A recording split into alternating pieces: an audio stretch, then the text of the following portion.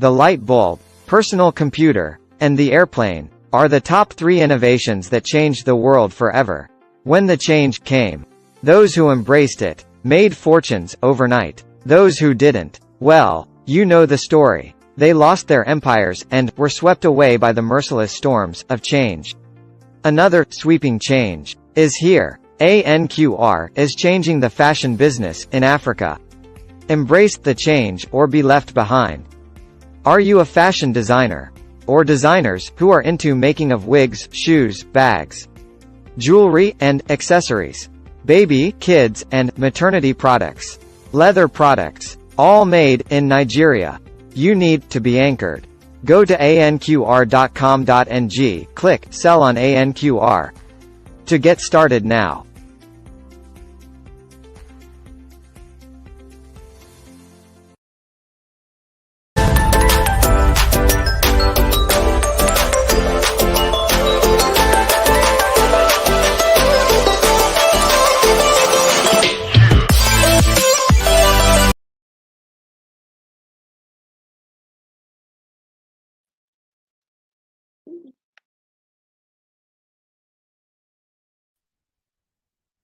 Okay. Good morning, good afternoon, good evening from anywhere you're watching me all over the world. My name is Oluwatosin Olajumoke Arodudu, the host of the Today's Woman's Discovery Talk Show. And today on the talk show, we're having a book interview with a known and a prolific author. However, before we bring him on, I would like to read his bio. So how are you today and how are you doing? How is Sunday going at your end? If you have not been on this talk show before, I want to say welcome. And if you're just joining us, please put in a comment in the comment section so that I can acknowledge you and let me know where you're watching from. On the Today's Women's Discovery Talk Show, we normally have different kinds of program. We have coaching, talk show. We have interviews with different kinds of women, transitional women. We have interviews with different kinds of people from all walks of life. And we also do a lot of book reading and book interview. And on the talk show today, we are having a guest by the name Wilson Sampson. Let me just read a bit of his bio before I bring him on.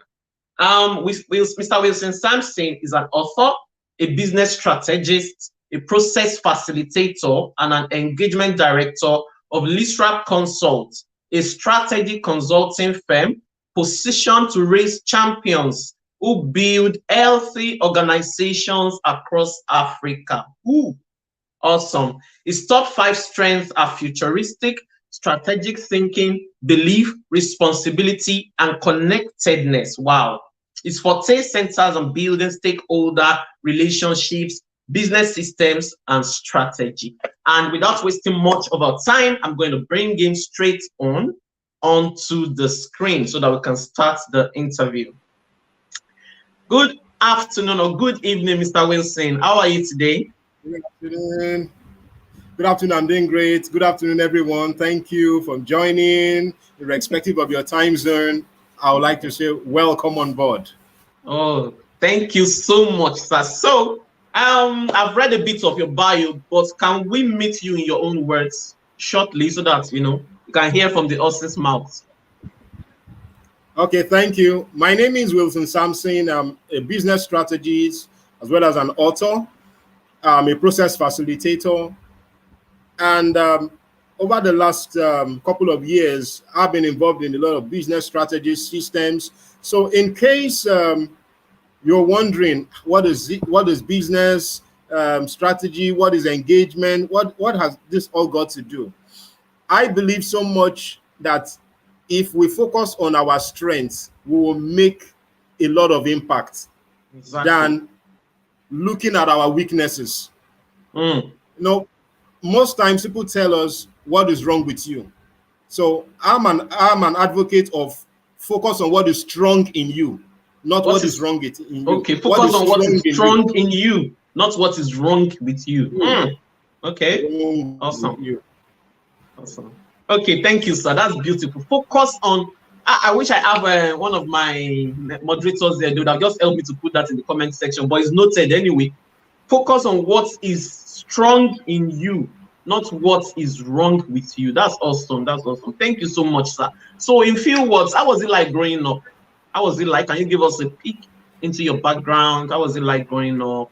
What kind of childhood you have? Did you have? And all that. So over to you, sir. Okay, well, growing up was quite adventurous in the sense that sometimes people are asking you, are you all right? Are you normal? What's wrong with you?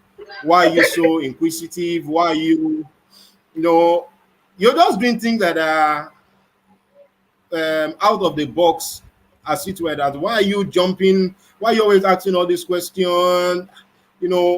I was very aggressive to some people, but I never knew growing up that aggression was actually being tired of the status quo. So I'm someone that routine bores me.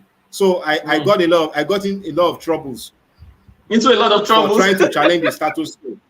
Wow. Yeah, because sometimes people just look at me that you are not a normal human being. You are operating from another realm. And I just laugh. I say, no problem. So little did I know that one day I was going to author a book, Stop Being Normal. Stop Being Normal. Wow. So it was after authoring the book that I now knew, yes, okay, this is actually why they've been asking those questions all along. So I tell them, I'm not a normal human being. Yeah, not a normal. Yes, we shouldn't be normal. Normal is boring, We have to be super normal. We are not supposed to be normal, honestly. Normal is boring. That's beautiful. If not because we are talking about the heart of developing a corporate aura today, I would have said we should go a bit into stop being normal. But let's see how time goes. Maybe you can, just run us through shortly what stop being normal is. But however, without wasting much of our time, I'm going to go to the first question of the day. So I'm going to put the questions on the screen so that our viewers can get to see, and I'll read it, gently. So you recently wrote a book that will be launched soonest. The title of this book is The Art of Developing a Corporate Aura. I love this book, and I was deeply connected to it while I was reviewing it. You struck a lot of nerves. Can you give us a brief overview into this amazing book, sir? Okay, wow, thank you so much. The Art of Developing a Corporate Aura was born at a time when I was confused in a 9-to-5 job. Because I found myself working in a 9-to-5 job. I found myself working in a very toxic environment. I was employed to be a manager, to manage people. And I just got there, discovered that a lot was not all right. I got to the company, I discovered that they were just starting afresh and they were placing so much demand, and there was no structure on ground to be able to deliver the result that was required. So what they wanted, it got so bad that I would wake up in the morning and my employer then would have sent me series of nasty mails just to reply my daily reports. You hear things like, are you stupid? Are you crazy? Are you mad? Oh my God. And I said, that's the employer. Just because the employer will send you such nasty emails. So it was really nasty. It got to a point that I was almost developing high blood pressure. Oh my God. I said, for what? I was losing, at the point I was almost losing my mental health. I was losing my sanity. So what I discovered that it was getting out of hand, I try as much as possible to switch off my phone at night so that I'll be able to sleep. And I will not switch on that phone until I get to the office. Sorry, let me interrupt you. You switch off your phone at night because sometimes his messages could come in at night. I'm telling you, he will send you SMS. Why are you not responding to my mail? Oh my God. He will call you in the middle of the night. And so I was wondering that what is the meaning of this? Now, when I got, why I have to say this is that corporate aura is coming at a time when people need to understand that while your employer is trying to interview you before you get a job, you also need to interview your employer. Find out how they treat other people. Because they might be nice to you during the interview, and you get carried away that is how they're going to be. Treat you. And that they're going to treat you, and you get shocked few days when you get into the system and discover that all that they did was just branding, so to say, to welcome you into the fold. And before they bring in who they really are. So don't get carried away with the website, what you see on the website. During this, it got so bad that, you know, I just couldn't understand myself any longer. I was tired of the experience, but you know, the popular thing that is the fear of the unknown. It's better you manage the job that you have at hand than being jobless. And I discovered that, I remember I only worked in that place for 3 months. It was 3 months of horror. How can you imagine? In the midst of being there, a younger person who has no work experience was brought. I was dropped as a manager and moved to another department. Somebody else was brought in to take my place. And I was just looking, and, you know, we'll have staff meeting. I'll be tongue lashed. The employer does all the talking. They are not challenged. Then it was bedeviled with a lot of counter accusation. You are stealing my money. I said, but who owns the account? The money is yours. So how will I move money out of your account without the authorization?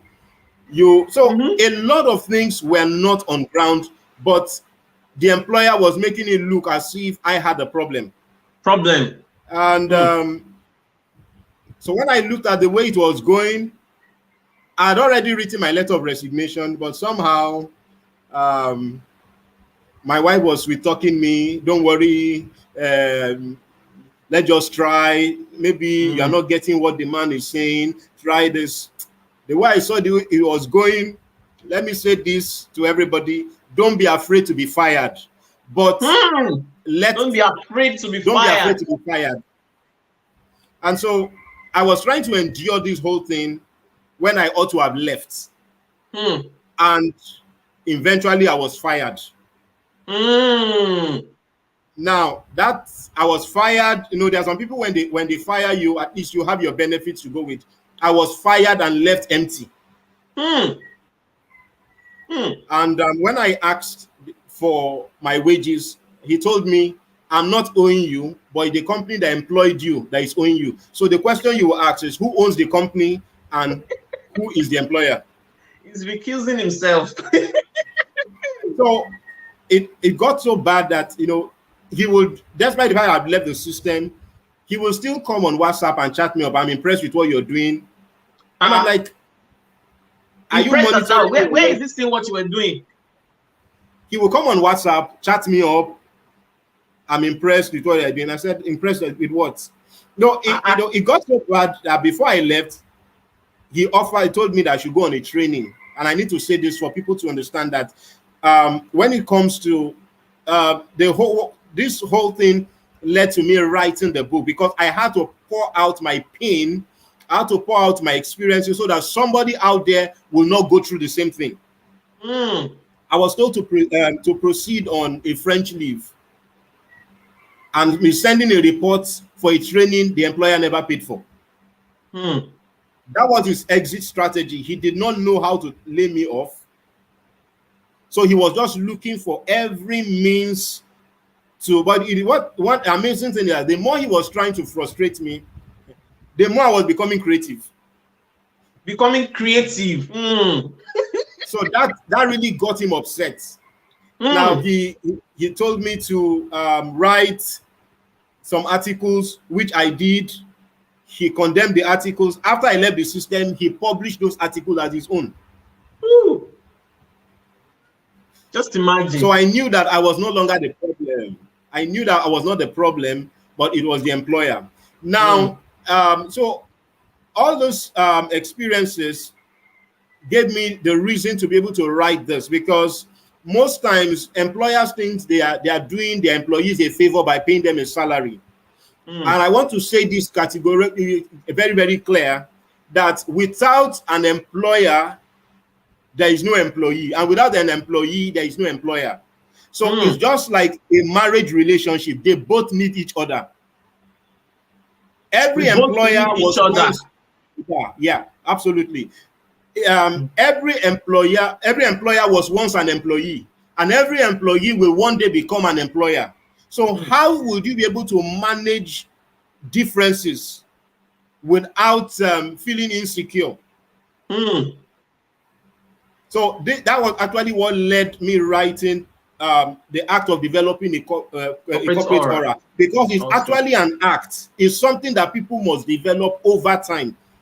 You can't download it from your university degree. You can't download it from the internet. It's something, a culture that has to be built gradually.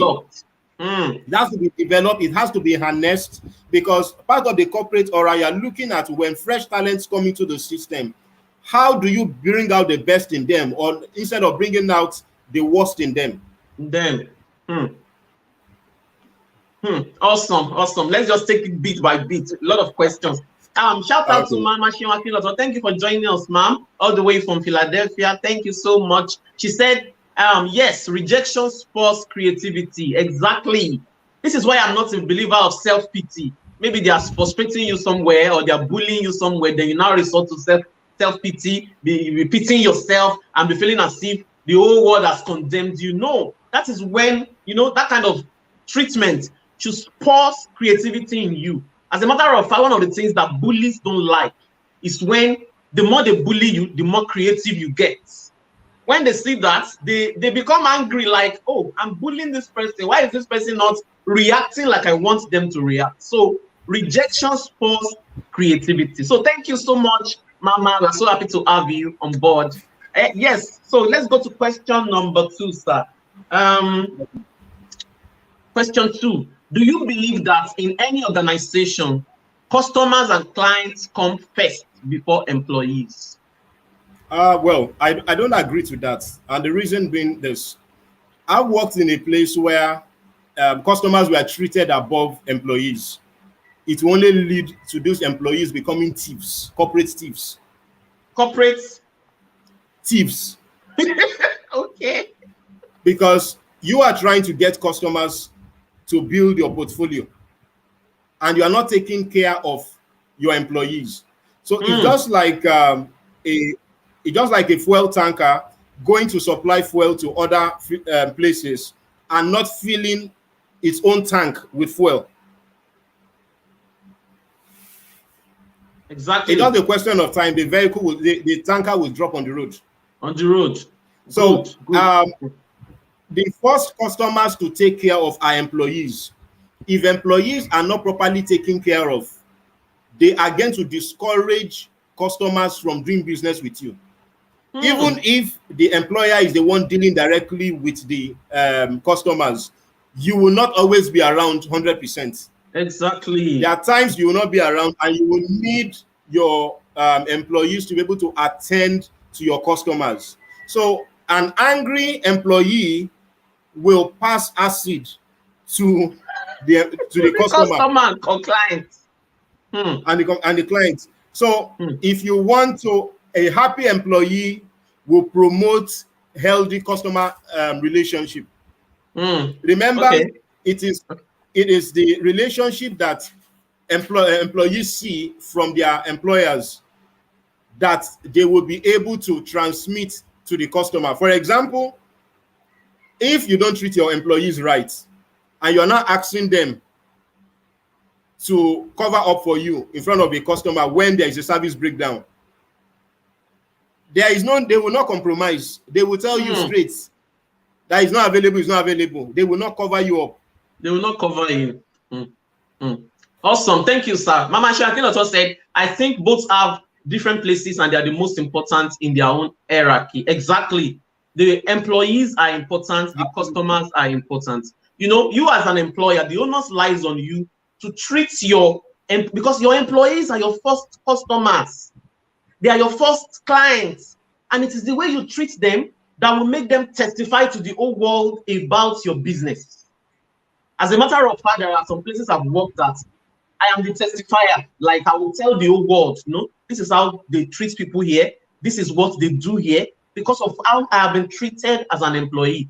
But if you treat your employees in a very terrible and demeaning way, like Mr. Wilson said, they will not cover up for you.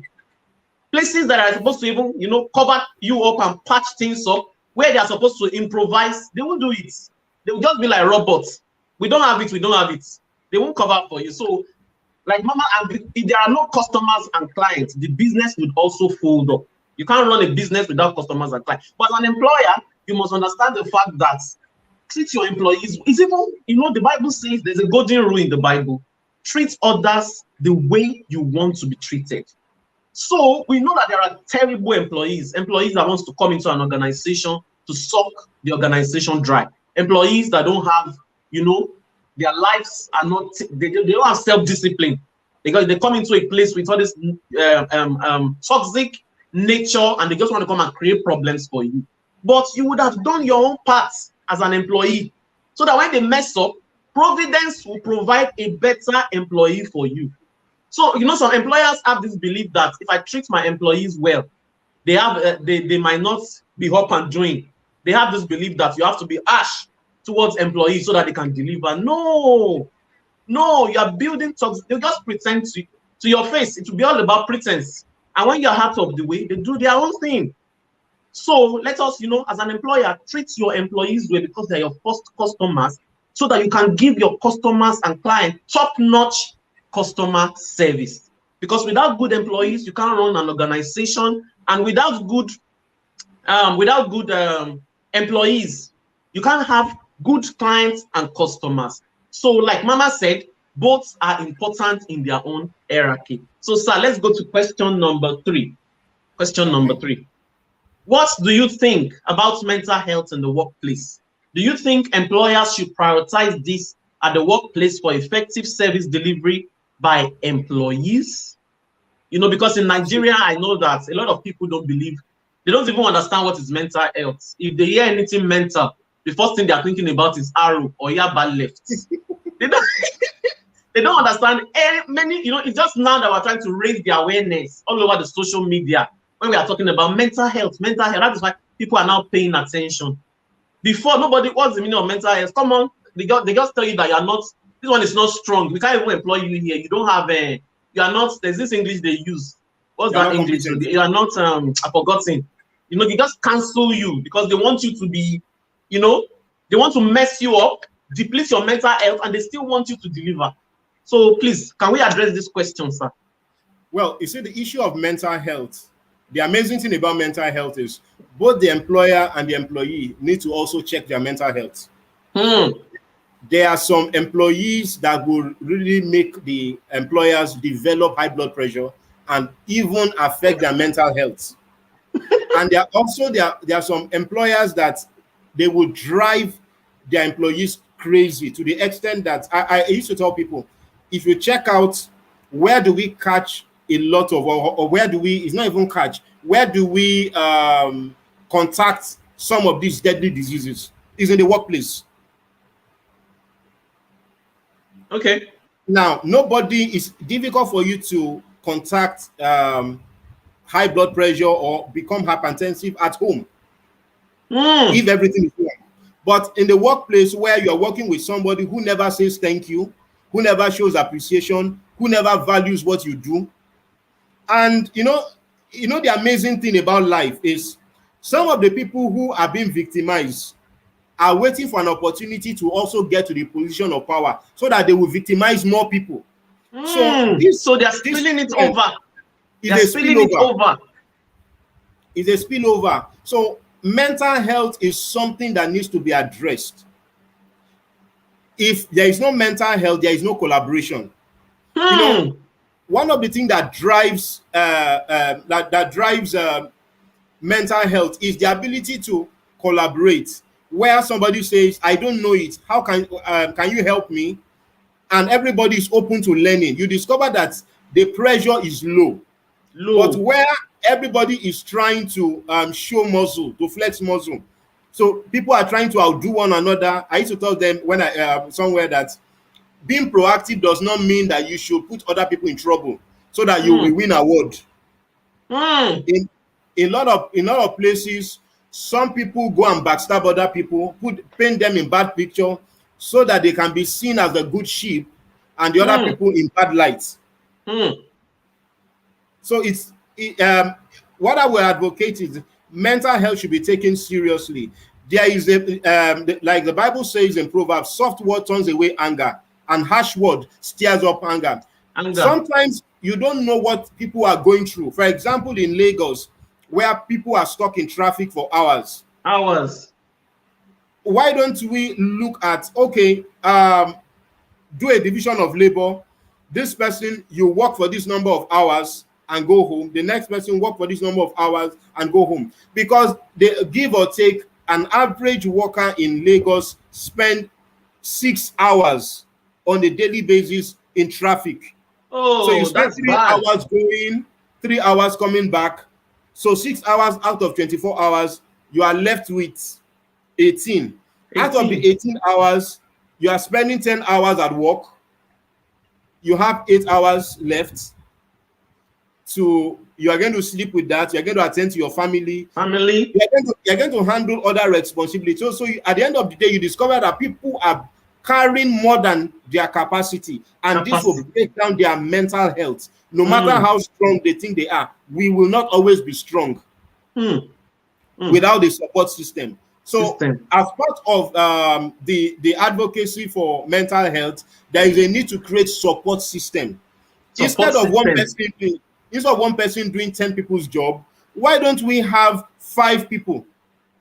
We break down the work in such a way that everybody is playing a role. I used to tell people, work no dey finish. No matter how efficient, how organized you are, there will always be spillover. But if we know how to create a balance where we spread it in such a way that rather than look for a perfect job, we are looking at a progressive job. That will create a lot of balance in people's mental health. So I advocate that mental health is very, very key. Thank you so much, sir. And you know, in a place like Lagos, I just think that a lot of employers need to begin to think about remote working. But because they love to micromanage, a lot of people all over the world, a lot of employers love to micromanage. But I think in the West, a lot of employers are now embracing remote working. You realize that at the end of the day, you even deliver more. Ever since the coronavirus started and we had to work from home, I realized that I'm even delivering more. When it comes to the time of reports every month, I can be on my desk at home. I might have done 12 hours in a day without even feeling it. But while I was going to the office, once the 8 hours is done, if I spend 1 hour extra at work, it will be as if, you know, the whole world wants to crumble on me.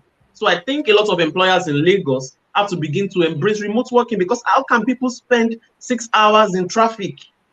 How are they going to build their family? That means that if you are working in a toxic environment and you have to spend an average of 6 hours in traffic, then your family would have your remnants. And it means that you're going home as a toxic man or woman. We are human. You're going to go back to your family as a toxic husband, toxic wife, or a toxic parent. So I think employers in Lagos you need to begin to shed micromanaging. And, you know, just employ good people that can do your job for you remotely. People deliver more when they work remotely, when they are not micromanaged. You get the best out of them. So I think we need to begin to push this conversation, sir.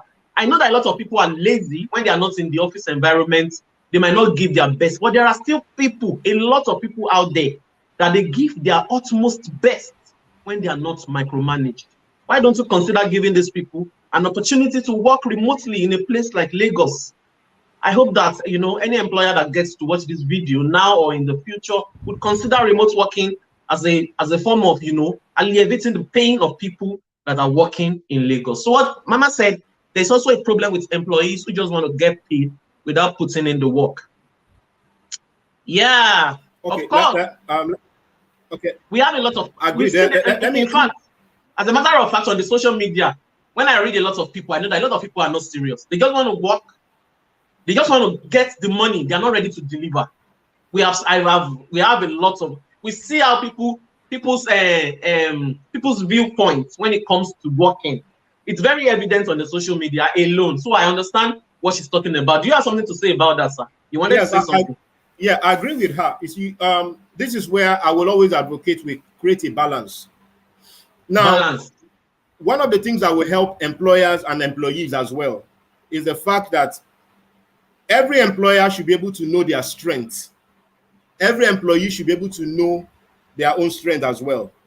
Now, where they are experiencing weakness, you look for people who are strong in that area where you are weak, and begin to see how you can merge the two to collaborate. Now, a lot of employees are looking for the money. Let me put an example now, because a lot of companies are looking for social media managers, people that can help them manage their social media accounts. Exactly. Now, yeah, a lot of people now think that is a gateway to laziness, free money. They don't want to put in the work, but they want to collect the pay. And one nasty trend I've discovered is the fact that somebody who is just starting out wants to be earning like somebody who has been in the business for a while. How possible? Well, that's a huge joke that we see lately. So, but for example, like I said earlier, once an employer knows their area of strength and area of weakness, will determine if somebody is coming in to join your team. Is the person trying to reinforce your strength, or the person is trying to weaken your strength? So that will help to know who you need in your team and who you don't need in your team. You don't just employ somebody because you want to join the League of Employers of Labor. You are employing people because you are looking for somebody that will add value to what is already in existence. Exactly. And scale it up. So, like what she said, there's a need to create a balance. Not all employees are bad. Not all employers are bad. Exactly. But the ones who are good, we must commend them. And the ones who are not doing well, we must also tell them to buckle up. To buckle up, exactly. Yes, she said employer entitlement mentality. Exactly. You know, if you are given an opportunity to work from, work remotely, like what you said, sir, about virtual assistants, social media managers, a lot of people now see it as an avenue to just earn money. And before you know it, when they are not delivering, they start getting annoyed and getting angry with their employer and all that. I don't think that's not the best way of handling such an opportunity. If you can manage one account well, like as a social media manager, you are delivering on one account. In fact, it's that employer that will recommend you to more people to employ you as their social media manager. But what we see nowadays is that a lot of people just want to lazy around and just earn this money like people who have been in the business for a long time. That's not the right way to go about this. So let's go to the next question, sir. Question number 4. Some things make me emotional in your book, The Art of Developing a Corporate Aura. Things like imagine being spoken to in abusive words every single day. Imagine being told you're worthless despite how much you put in at work. This is horrible, and I know that this culture is prevalent in many workplaces in Nigeria. Can you share one or two experiences with us? I mean, real life scenarios here, please, sir. Well, thank you for that question. I have a couple of them, but I will just drive one straight home. Okay. This one, like I said earlier, we should not be carried away as an employee. If you are listening to me, don't be carried away by what you see on the billboard, on the website. Then as an employer, don't be carried away by people's resume. And don't be carried away by the way they perform during the interview. Test them. So it happened that I was working, I got an offer somewhere, and the statistics on paper and their website was fantastic. But getting into the building was deserted. So I was trying to marry how can a company with a wonderful website be looking in be found in a deserted area? Where are the staff? What's happening? So I was asking that question And for 2 weeks, I worked in that organization. I did not have a laptop. I was using my phone to work.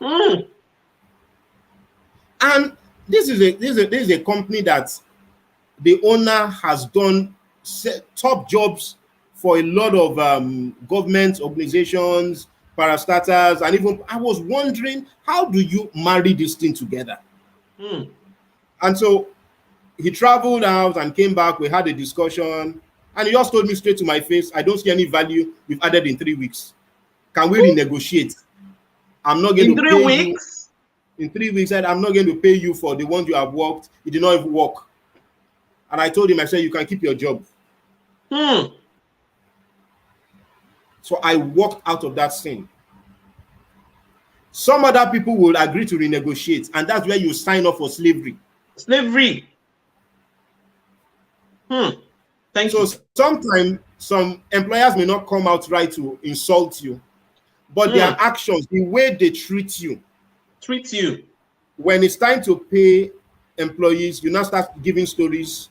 You travel out, you buy cars and tell them that they are not doing enough. They did not meet their target, so that's why you did not pay them. Do they need target to transport themselves from their home to the office?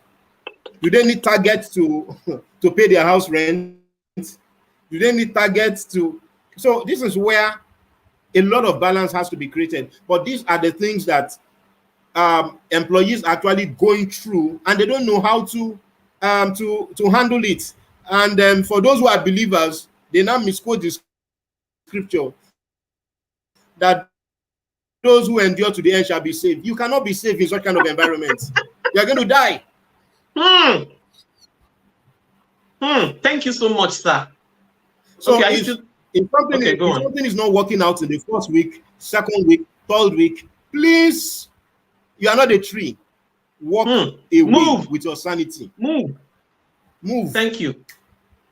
Thank you so much, sir. You know, I like your mentality a lot. You are just like me. I can move from anything. Like the way you moved away from that job, like when he said, you didn't deliver to me in 3 weeks, can we renegotiate? What you did is what I would do. And when we started this program, you said something, you said, don't be afraid to be fired. I'm not saying go with a mindset as an employee, go with a nonchalant mindset, but be prepared, because I've realized that a lot of employers, to be factual, a lot of employers in Nigeria are bullies. They don't understand that there are ethics that should guide a workplace. Most of these things that you're saying you can't, once an employee has signed the contract form here, even if they are not delivering, at least you put them on probation, 6 months probation, you will pay their salary. After that 6 months, they already know, you understand. So if they don't deliver after that 6 months, you have the right to lay them off. But to now be saying that, I will not pay you because you did not deliver, it's not going to happen around here. I know that's okay. In Nigeria, the system is different. The system is built in such a way that it frustrates businesses and all that. But the truth is still that a lot of employers are bullies. They have these demons that they are dealing with. So they find, they transfer this aggression on their employees, because those ones, they see them as being under their, as being susceptible to them. So I'm going to play a video shortly now. We're going to take a break. I'm going to play a video. It's just about 2 minutes. It's about, how bullying works in the workplace. So we'll be right back, sir. Let me put on the video. Yeah. Okay. Workplace bullying as a concept is rather new. We've only been really thinking about it for the last decade. And so we often look at what's happening within school bullying area to learn. And what we find is that 1 in 5 children are being bullied at school, and 1 in 3 people are affected by bullying at work. And nothing very much has changed in the school bullying area, despite all the so-called programs. And so I think if we're going to reduce workplace bullying, we have to take it a lot more seriously. And we have to start thinking about what is the actual damage to the organisation and to the poor target whose brain may never be the same. There's a growing body of American research showing that being ostracised by your peers is not only bad for your brain, but changes the brain. And in fact, people like Matthew Lieberman see it as a basic instinct to be part of a tribe. In fact, we know that if lions are excluded by their pride, they don't survive unless they find another one. So being part of a group at work and then suddenly not part, people turning against you, people being quiet when you walk in the room. If you're homesick because you've been bullied by the manager, nobody bothers ringing. Nobody sends flowers or balloons as they would if you had a physical accident.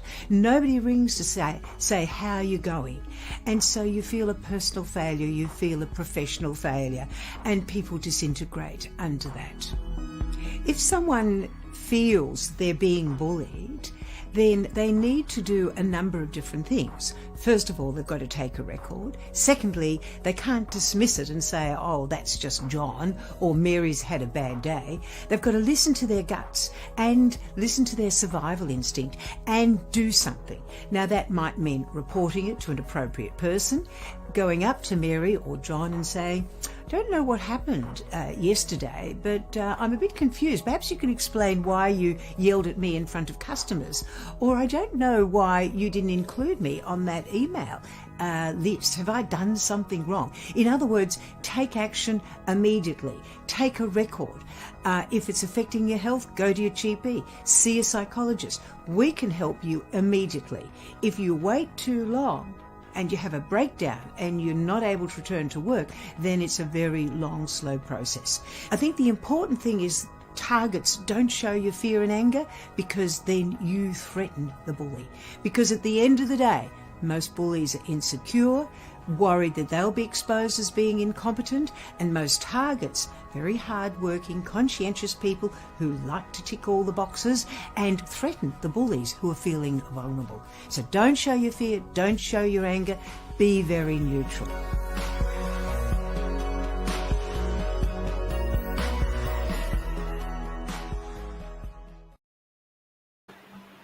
Welcome back on the talk show. If you're just joining us, my name is Oluwatosin Olajumoke-Arodudu, and on the talk show with me today is Mr. Wilson Sampson, the author of the Power. Please, sir, can you help me out?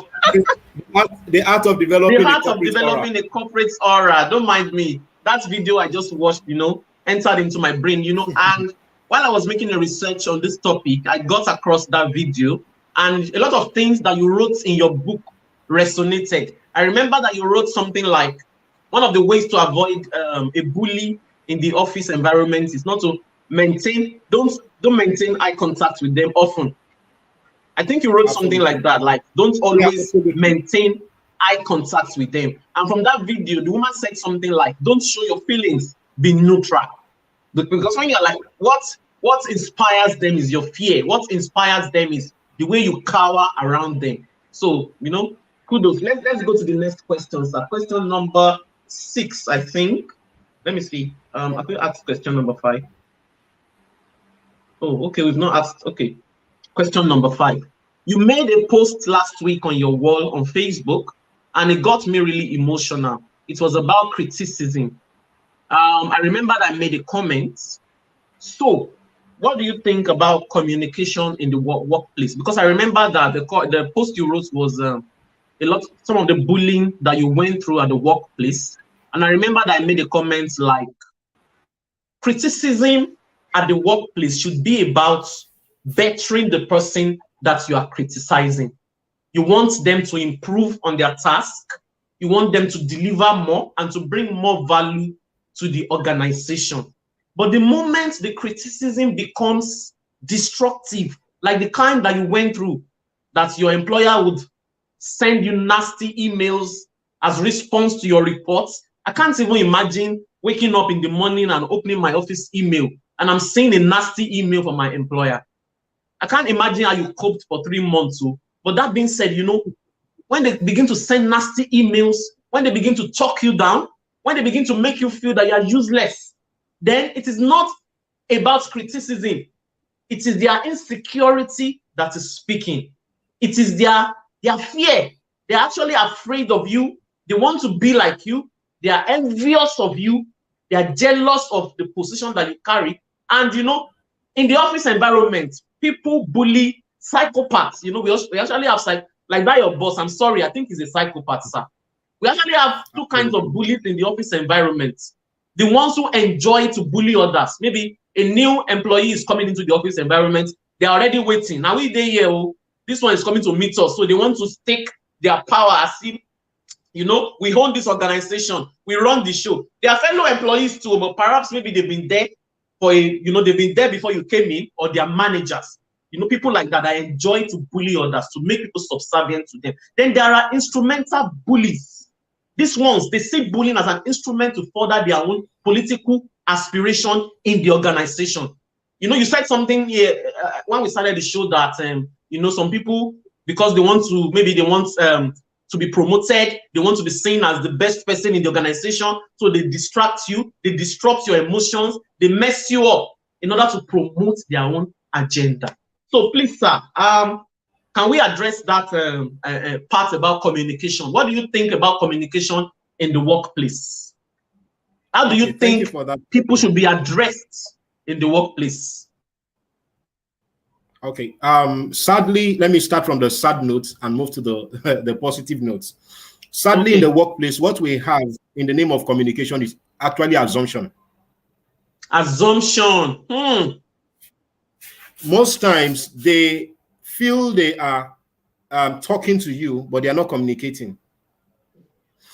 They assume you should know. Then there is this expectation, which is usually larger than your job description most times in such kind of environment.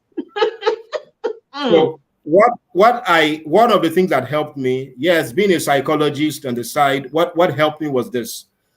When it comes to the issue of critics, people who criticize me, I have a formula for them. And the formula is simple. No trophy is given to a critic. No trophy is given to a critic. I've never seen where somebody who has been criticizing other people, they build a monument for the person and say, to honor the greatest critic of our time. Nobody. They are often not regarded on the long run. They are not regarded on the long run. Oh my God. These ones are weird too. Okay. So what I do is I focus on being myself, being authentic, understand what is required of the job and what is expected of me to do without allowing myself to be imprisoned by the expectation of pressure. I'm taking my time to just bring in some chips into it, just like the issue of multitasking coming in. Now, I, for one of the things that, like I said, I'm not normal anyway. I get part of the things that make me get into trouble with people is the fact that I don't multitask. You don't multitask, okay? I believe that if I want to do something, I focus on that thing and I give it my best. Now, trying to distract me to type a document, prepare a PowerPoint presentation, attend to somebody, it can be very, very distracting. So at the end of the day, instead of you to deliver excellently, you are just bringing out, you're a mediocre. You are not excellent, you are not poor, but you are not just good. You're not just good. So when it comes to managing relationship in the workplace, there is a place of communication rather than assumption. If somebody is not clear about it and information, it's better to over communicate than to under communicate. Most times we under communicate in the workplace. Now, I also would love to add this. It is better you send an email than to tell people verbally, because at the time you are passing that information, people's thought processes are flying to different quarters. So it's better, they say that the faintest biro is better than the sharpest brain. So when you want to communicate, it's better I rather prefer you tell me, please check your mail. I just sent you a mail. If you need clarity, let's set up a meeting. That is better off than you telling me, did you check your mail? What people fail to understand, that communication is not just about writing. You create the atmosphere that will actually allow such information to thrive.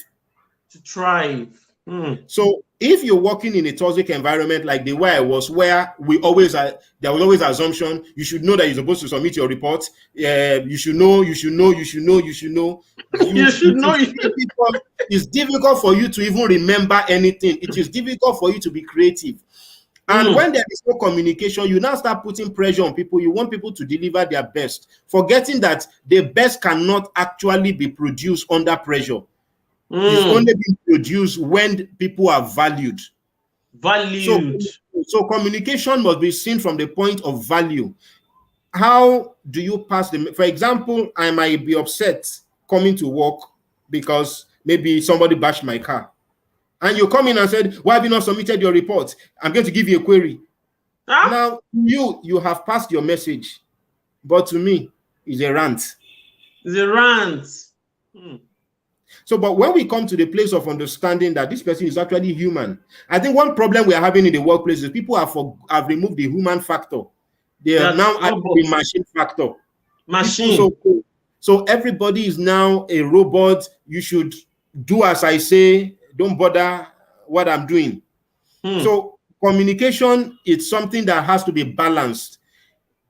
If somebody if somebody doesn't understand the message, there's nothing bad in trying to explain yourself again. So people to not that you are snapping at them. Yeah, they said, yeah, you should know, and you now start insulting people, telling them, insulting their parents, insulting their generation. Those are the things that are toxic. How do you insult people's parents because they are working under you? Even apart from it, some employers are even good. It's even the line managers, the people who the reporting lines are even worse than some employers. So some employers are not even aware of what's going on. So the line managers would do everything possible to shield employees, their fellow employees, from getting to the management to even report certain cases. And how about why the issue of communication? How about, okay, a report is supposed to be submitted, and a line manager takes the glory for the work they never did and goes to resubmit the report. I've submitted the report, I've done it. And at the end of the day, you are getting a productivity award in huge sums, and you are not even remembering the people that made it possible for you to submit that report. Selfish, insecure people. Selfish, they don't know how to share glory. They don't. So they feel intimidated sharing that thing. So that is actually what could disrupt communication. So rather, it's going to be assumption, not communication. Assumption, not communication. Thank you very much, sir. Like what you said about the line managers being the major problem, I think I agree with you. And I think one of the solutions that can curb this kind of behavior a bit in Nigeria is that at the point where people are being employed, the employers, that's the owner of the organization, because I know that in places like Globacom and other organizations like that, it gets to a point that you're going to get to meet the owner, the CEO of that, the founder of that organization. And I think, even if you are a startup, after all the employment processes have been completed, make sure that you fix a day, that you address the people that have been in the office with the new intake, so that you get to tell them how things are being done, how you expect things to be done. Tell everybody their rights, so that when the employee, the new intake is aware of where they belong in the organization, right in front of those line managers, then a boundary is being set already. But by the time you just leave those line managers to handle it all, you're not showing face, you're not, your imprint is not felt in the organization, you just leave these people to handle things anyhow, then they just bully. Because I can't imagine somebody insulting my parents because I'm working under you. I will drop your sack. I don't care if you are the one feeding my family. That's the end. There are some things I don't take. How can I be working under you and you are insulting my parents for what? Even if it's your money that is feeding my whole family, that's the end of my job. If I don't arrest you, now small will remain. Because honestly, I can't take it. Why would you insult my parents because I'm working under you for what? No. There are some things that they are unheard of. And I think Nigeria, in fact, a lot of things need to be changed in that country, in Nigeria as a whole. a lot of, and these are the platforms that we can use to push this narrative. You know, we need to enlighten people. We need to enlighten people so that they will know when to draw boundaries. Don't make yourself amenable to abuse. The end result is bad. Like that video that I played, you know what that woman said? She said, if you leave it to go on like that, then you break down totally. You have a mental breakdown, and at the end of the day, you lose the job. So please, people, a lot of things has to change. Let me go to the next question. We're already, it's an hour already, but I think maybe in the next 15 minutes we should be done. Can you give us 15 minutes more, sir? Yeah, yes. Okay. I'm having a great time. Yeah, me too. I'm having a great time. Sister Vivian Adeoye, thank you for joining us, ma. Thank you so much. She said, assumption of communication. Exactly. In a situation whereby there are a lot of beefs and people are angry, a lot of toxicity is going on in the organization, people would assume, okay, then people would even be afraid to communicate with you as a manager. Like, let me just, because if I go meet this person now, it's going to insult me. So let me just assume that maybe this is what this person means. And productivity is declining because we are not communicating appropriately. So communication in clear terms. And when people ask you questions as a manager, explain. Because I remember that the job I'm doing now, when I started that job, is a kind of job that I had no idea of. The role, I don't have any idea. It's all about accounting. And I can't imagine taking that kind of role in Nigeria. Maybe my employer would even slap me and beat me, because the kind of question I was asking my line manager, they're like nursery 1 student question. And he would take the pain to put me through. And today, I own that job. I own that role. I deliver without a supervision. So you shouldn't don't talk people down because they're asking questions. If they don't ask questions, how would they deliver excellently? You don't need to if you have issues from your home, see a therapist. Don't come into the workplace and begin to dump your toxicity on people that have come to, to give value and to make a living for themselves. It's not appropriate. This culture needs to be dished. So question 6, sir. You said something in your book that really got me. You said it was about culture in the workplace. You said culture determines how employees respond to vision and leadership. Can you shed more light on this, sir? Okay, thank you. In one of the organizations I worked, I asked a question. I asked the employer, the founder of the organization, said, how did you get your vision, mission, and core value statement on the website? Did you Google it? Did you download it? And he was looking at me. And it's shocking that most organizations don't even understand their vision and mission. They just said people are having vision statement. They don't understand it. People are having vision statement. Let us write it down. People are having core value. Let us have it. It is not flowing. When you even walk into some organization, you can see that this one is just copy and paste. It is there is no integration of what the vision is. And when you have a vision, it will determine the kind of people that you are going to bring into the system that will actually help to expand that vision. Now, it will also determine the kind of leaders you are going to have in that system. So, people define culture.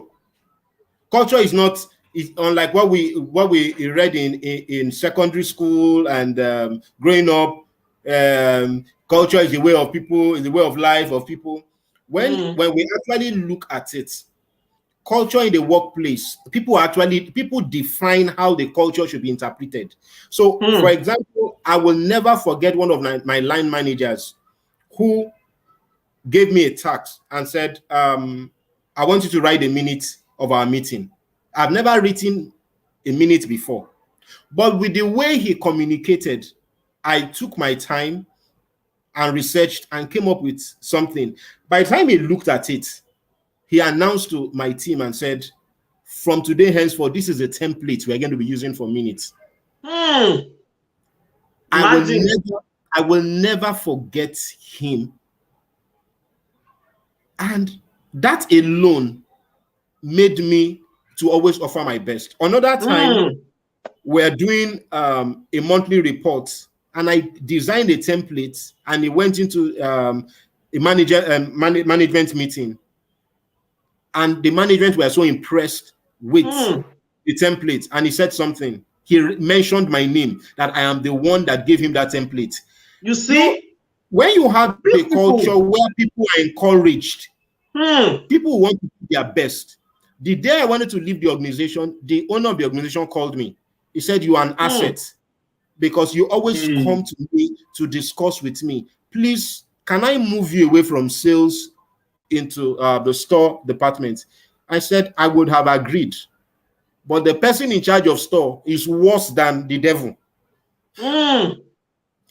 This is a place where people steal, items are missing, and the person who is in charge is the one that engineers the people who move those items to go and sell. And the receipt is never, you can't even find any trace of a receipt. But the people who are working in store are using their mega salary to pay for what they don't know about. So I cited that, and I always tell myself, a good run is better than a smart stay. So when you find yourself in a good run is better than a smart stay. Well, when it comes to culture, when you have a good culture is what makes people recommend a company even after they have left. If only some organizations can go through their exit strategy and see how the feedback, what their former employees feel, and see how to improve, things would have been better. But most times they just said good riddance to bad rubbish. And anywhere they go, an employee that is not properly treated will lower the chances of the organization they left in doing business with certain organizations, because you see, a good culture encourages feedback. So where there is no feedback, there is a weak culture in place. When it comes to vision, now when there is a good culture, people understand this is the vision of the organization. This is my role in enhancing this vision. And it also translates with the way they communicate with the leadership. They always want to make suggestions on ways to improve on what the vision is. So imagine this COVID period, the lockdown. Imagine if a company had a poor vision and they were forced to shut down the way everybody did. And many of them have folded up. They may not be able to bounce back because the culture was not there. Some organizations, their employees were actually giving them tips on what they can do to improve, but they did not take them serious until COVID happened. So everybody in a good culture, both from the vision to the leadership, everybody is making contribution. So if contribution is allowed, if collaboration is allowed, then it's going to strengthen the culture of the organization over time. Thank you so much, sir. You have said a whole lot. A good run is better than a smart stay. That's fantastic. And this culture of recognizing people when they've given a very fantastic input in the development of, maybe in a task, they gave a fantastic input to you as the manager or the line manager or as a team member. Make sure that you single them out to be recognized, to be celebrated. It improves, it improves their desire to deliver more, to go extra mile. At the end of the day, it's all for the profitability of the organization. Some people might think that, maybe we are trying to bash employers or make them look like devils. But at the end of the day, this book you have written, sir, any employer that gets this book and reads it and begin to, inculcate all of those things that you have mentioned in that book, they will see an increase in their productivity and in their profitability. This is what many of these employers don't understand. By the time you have a unique culture, you have a fantastic work culture, a collaborative working environment that is not toxic, where people can, sometimes some workplaces is as if, you remember those days when we were in primary school, maybe there are some bullies in your class that are bullying you, and when you want to go to school the following day, your heart is already panting, like, hey, I'm going to school today. I will meet. That is how some workplaces are. Immediately you wake up in the morning, your blood pressure will just go up, like, hey, I'm going back to that place again. That's no life, because people spend a lot of their day in the work environment. You have to make it conducive so that they can give you their best.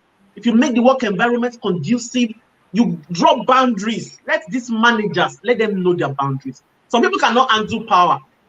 That thing is very common in Nigeria. It's not as if we don't have it in the West also. We have it around there, but people know their rights.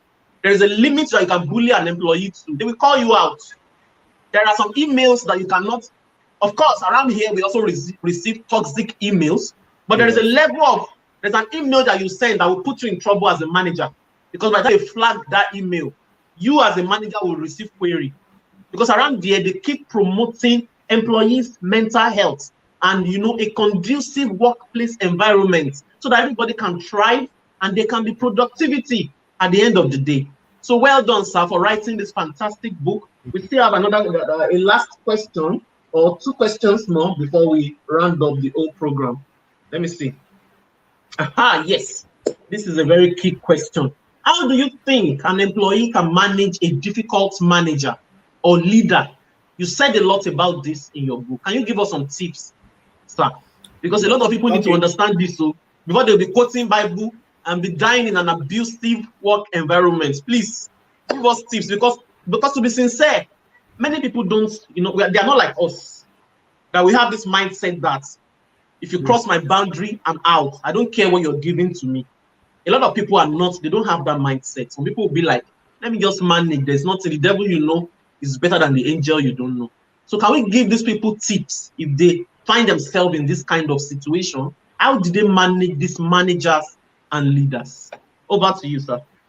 Okay, thank you. One of the first things that we need to establish is what triggers this the manager to be tough.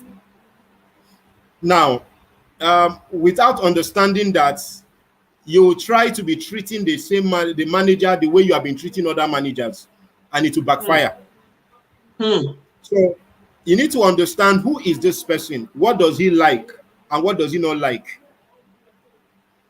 Okay, what makes her happy? And you begin to, so at the end of the day, once you're able to carry out that research, you will begin to look for how to appeal to the emotions and not the behavior. To appeal to the emotions and not the behavior. And not the behavior. Because, behavior, a lot of people caught some nasty behaviors. For example, maybe if you attended a boarding house and people tell you in the boarding house, you don't have life. Look at how that junior student is talking to you anyhow. If you bully that, they will know that you are, they will start respecting you. Now, they are trying to appeal to your emotion so that you become very high and you want to start exhibiting a kind of behavior that will terrify people. Now, when you see somebody who is trying to terrify someone, the person is insecure. So now the person is insecure. You move from insecure. So you need to look at. Sorry, sir. So are you? Okay. Sorry, sir. Are you listening? Anybody that is trying to terrify you or trying to bully you, it is their insecurity at work. Don't ever think that they are all that powerful. It is their insecurity that is manifesting. Take note of that. Please go on, sir. Okay, so what you now do is you move from talking to holding conversation. A lot of employees don't know how to hold conversation with their managers. They only know how to receive instructions. So somebody can give you an evil instruction to carry out. Go and frame up that person, and you say, okay, because you don't want your manager to scold you, you now go and carry out a wrong instruction. So you need to look at how to hold conversations. Okay, when you hold conversations, unknowingly, the person will begin to exhibit some vulnerability instead of acting up. So that is actually where you are able to manage the person and I say, okay, if for example he or she is somebody that wants the report to be up to date, you request that, can I have the report before time, what you want me to do, so that I can submit a day before when you need it, so that you go through it, we can make corrections. So that helps you to hold conversation instead of, yes sir, go and do this, yes ma'am, yes sir, go and do this. So instead of just carrying out instructions, you are holding conversations. Yes, it may not be, so it may not be easy at first, but over time, some of the managers that I will never forget, anywhere I go, I will always acknowledge their input, were managers I had conversations with. I look at what makes them excited. How can I communicate at that time when they're excited and hold crucial conversation? So rather than, when it comes to conversation, a lot of people go to managers to tell them problems rather than coming up with suggestion. So if you want to manage someone well, come up with suggestion, because you know the person already has put up a defense towards problems. Come up with a solution. Maybe you need to submit a report and the deadline is on Tuesday. You tell the person, can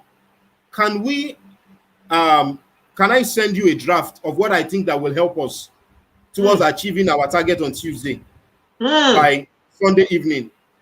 The person will not tell you no. The person will send it. Now, the person is taking notes that there is something different from this person. Others will say, okay, I've heard, I'll get it done. Get it done, but you have not asked them. But you are shaking. You are getting it, trying to get it done so that you will not be reprimanded. But in holding conversation, you are trying to solve the problem and also win the attention of the person you're trying to work with. At that point, whatever defenses the person has, it will start dropping gradually. The person begins to tell you, okay, you're the only one that can bail us out. The person begins to attribute some level of confidence to you that you are the only one that can bail something out. Okay, let me give an example, a practical example of what has happened. I worked in a place where they were always owing us, and everybody was afraid to go and challenge the clients. So I went to meet the client. I said, okay, you have been owing us this XYZ amount of money. I would like us to have a meeting on this. How many invoices do you have? And when are you looking at paying us? And it was there and there that I discovered that a lot of invoices that have been sent were missing. Now, in one of the occasions, they were owing us like I think about 100 million. Because of that conversation, they were able to pay us 30 million. You see? And the owner of the organization called me, said, come. What magic did you pull there? We have been on this case for a long time, but you went in there and you were able to seal the deal. How did you do it? So others were afraid of holding conversation. I wasn't afraid. So for you to be able to hold, for you to be able to work with a difficult manager, look for ways to build a relationship. Warm their hearts, appeal to their emotions, not their behavior, not the fact that he's always shouting on somebody. What can you say that will make the person smile instead of shouting? That might be the first password.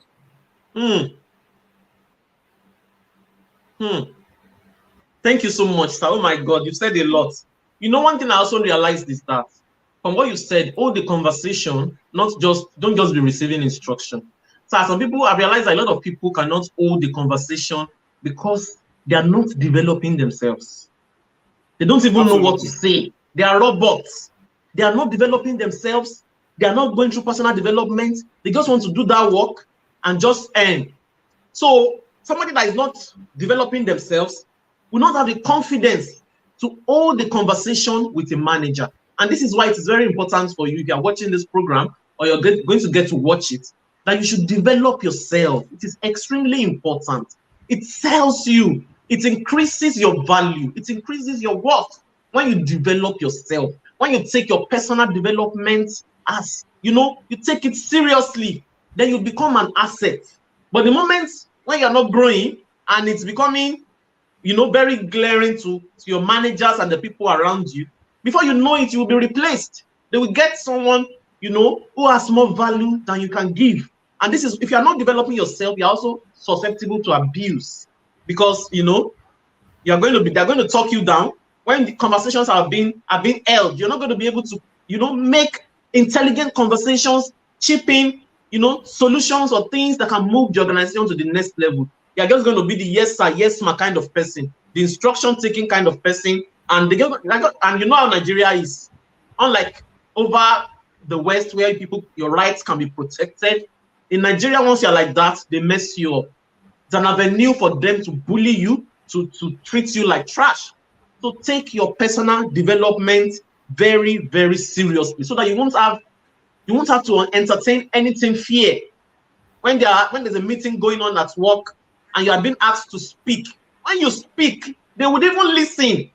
When kings talk, can you hear what Mr. Wilson Sampson has been saying? The kind of things has been, tell me this kind of man will be in an organization. Even the manager will be afraid to rubbish him now.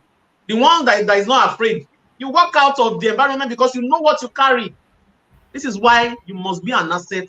Develop yourself so you don't open yourself up to abuse of any kind. Personal development makes you an asset and it builds your self-confidence. So thank you so much, sir. I'm going to ask you the last question now before we draw the curtain on the show.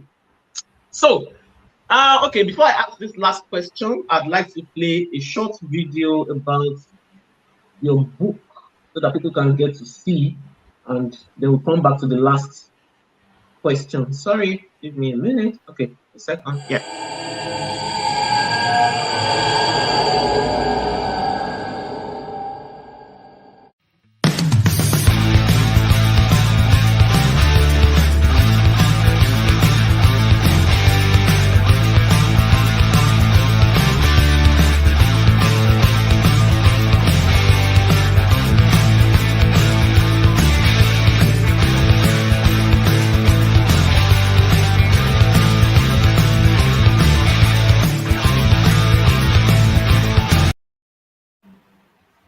Okay, so that's the book right there on the screen. The Heart of Developing a Corporate Aura is a fantastic book. That book is, I reviewed it, and it's a book that I would love, if you're a startup, if you're an established organization, try to get this book.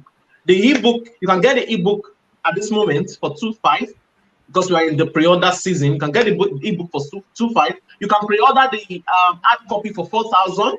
And there are a lot of bonuses attached to it. You're going to get like 2 extra ebooks. And if you pre-order now, you're going to get it delivered to you free of charge anywhere in Nigeria. Just a token for you to build a profitable and a productive organization. Invest in this asset. I recommend this book. I'm not just making mouths. It's a book that I've reviewed, and I've already gotten my copy. I'm going to, it's something that I have to inculcate, because I believe in building a healthy work environment and in working with healthy people. I don't want to build a toxic, no matter how big I get in life. I don't want to be the employer that will talk down on my employees. No, because I believe in the golden rule, and it says that treat people how you want to be treated. These people have come to look for their daily bread. They have come to offer you value. So treat them in a valuable way, so that when they leave your organization, they will sell you. They will tell people about you. They will tell the whole world, just like that woman at the well told the whole world about Jesus. So treat people well, make people feel like they're, make people feel it doesn't cost us anything to talk to people with dignity. Let them feel valued so that they can give you their best. At the end of the day, if they misbehave or mess up or they don't appreciate what you've done, then your conscience will be clear. You're not going to lose anything. God has a way of protecting people that treats people with dignity. He has a way of protecting you. He watches your back. Even if they eat you or they steal from your organization, it would expose them. So please, as an employer, try to get this book. The ebook is 2.5 as seen on the screen. The hard copy is 4,000 naira. Buy this book, read it, and carry all your managers and all your employees along in order to build a healthy workplace. So I'm going to ask Mr. Wilson the last question, which is, okay, can you give us a parting word about your book? When would it launch? Well, I've already said the price, and how can we get it? And yes, is it okay? I've already said that the print is coming, it's at the press, but the ebook is ready now. So what is the process of getting it? How do you want it to run? And can you give us a glimpse into that, please? Okay, let me start with the parting word. Life is a journey, not a destination. Not a destination. So today you might be an employee, tomorrow you're going to end up as an employer. Now, what you must do is you must not replicate some of the negative things you learned where you are working currently into the new environment. That is why we are having the issues we are having in many developing countries. So everybody is an asset. I will always tell people this. Everybody is an asset. Be careful how you treat people. The person you mistreat might be the president tomorrow. And when you see them, you either smile or you frown. The choice is yours. Do you want to frown when people see you, or you want people to hug you, embrace you, and take you to the inner room for further transactions? Or you want people to shut you down at the gates and say, you, please lock him up or lock her up. Is this toxic man or woman? Or you send them away, or you release bingo. Bingo. Take your Thank you so much, sir. Thank you so much. Welcome, Evelyn. She said she's just joining us. Welcome. I know you'll get to catch up. Okay, are you still talking, sir? Okay. Now, for the ebook will be ready this week. So I will send the link to you. Okay. How people can get their copy. But the hard copy will be ready on or before the end of next month. On or before the end of next month. Okay, that's good.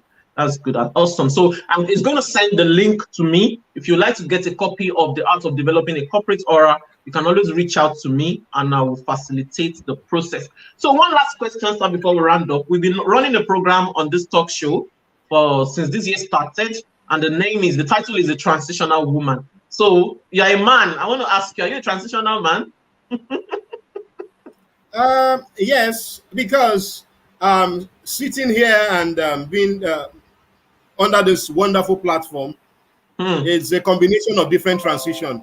I will say this, that whatever I am and whatever I hope to be, I attribute it to the contribution of my mother, my sisters, and not forgetting the number one, the one and only, my beloved wife. Hallelujah. Because without her input, I would have lost my mind. So I want to appreciate her for the fact that she believed in me when people thought I'd gone nuts. And she gave me all the support I needed. And so it takes a man who is going through transition to be able to remember the input of other people in their life. I'm not a self-made man. I'm a combination of different people. I value relationship, and I will never be ungrateful to anyone who has contributed in one way or the other to who I have become. I'm still in a journey, and I'm a project in God's hand. So it will continue to unfold every day. So that's what makes me a transition man. Wow. Oh, lovely. Thank you so much, sir. So can you see, people have been saying that we're only running our program for women. Transitioning is for men and women. Everybody, everyone is, if you're not transitioning in life, then it means you're not growing. So transitioning is for everybody. Thank you for that wonderful appreciation for your wife, sir. In fact, my head is just swelling, and I want to appreciate her for standing, with you when everybody talks. I know what abuse can do to the mind, what toxicity, constantly being exposed to a toxic place. I know what it can do to the mind, and I just want to salute her. God bless you, man. Thank you for standing behind our brother. We appreciate you. We celebrate you, and one day maybe we'll bring you on the to have a chat. All right, sir. Thank you so much for coming. And normally we usually do 1 hour, but it was a fantastic discussion, and I have garnered a lot of knowledge. Thank you for sharing with us. And I pray that, your book, The Heart of Developing a Corporate Aura, goes to every corner of the world and, creates the change that, you desire that book, creates in our society as a whole. Thank you so much, sir. At this point, I'm going to let you go. Thank you. Okay, yeah. I would like to say a big thank you for having me on this platform. And I'd like to tell, if you are listening to me and watching, if you've not been following this show, you need to check yourself. Thank you, sir. Because this is the only show that brings out the real you, that brings out the best out of people. If we have been speaking up all along, we would have seen a lot of difference. So every one of us can make a difference when we speak up. Thank you so much, sir. That's fantastic. Every one of us makes a difference when we speak up. Sometimes people are afraid of being the 4 person, but sometimes we have to be the 4 person so that other people coming behind us will not be the 4 person. So sometimes you have to be the one to stand in front to take the bullet so that other people behind you can be protected. That is why we have a platform like this, and that is why we bring people people that are not afraid to use their voices in order to create the desired change in our society. So God bless you, sir. Have a lovely week and stay blessed. Thank you. My regards to the family. Bye. I will. Yes. Yes, sir. Bye-bye. It's been a fantastic discussion for the last 1 hour, 30 minutes. Evelyn, thank you for coming. She's a good woman. Yes, what a fantastic woman. When you're dealing with a man that is going through a lot of toxicity, I can imagine it bounces back on you. And same thing with a woman who is going through a lot of toxicity outside the home, it bounces back on the man. So for you to be a supportive spouse at that moment, then you are, kudos. So thank you once again, man. We appreciate you. We celebrate good women. We celebrate women on this program. As a matter of fact, if you know the title of the program, today's Women's Discovery Talk Show. But, we also have to bring on our men. We have awesome and fantastic men in our society, and we should also, give them a platform like this to celebrate them, and so that they can also share their story. Peradventure, you have a business, you're a startup, you're looking to be an employer, or you're looking to, build your organization, I would implore you to get a copy of The Art of Developing a Corporate Aura. It's not about the employee this time around. It's about you as an employer, how you can, build a corporate aura in your organization, build a culture that is very, very beautiful, a culture that is very, enticing, that everybody will be dreaming of working in your organization. At the end of the day, it builds the productivity of your staff, and it builds the profitability of your organization. So you are the winner at the end of the day. Why don't you lay the right foundation? So thank you so much for coming on the talk show with me today. I really appreciate you. Thank you. Just please help us share if you get to watch this later, so that we can get to spread the message. Till I come again your way next week, have a fantastic week, and God bless you, and happy Easter in advance. Bye. Evelyn, thank you. Thank you. We have to end it now. Bye-bye. God bless you.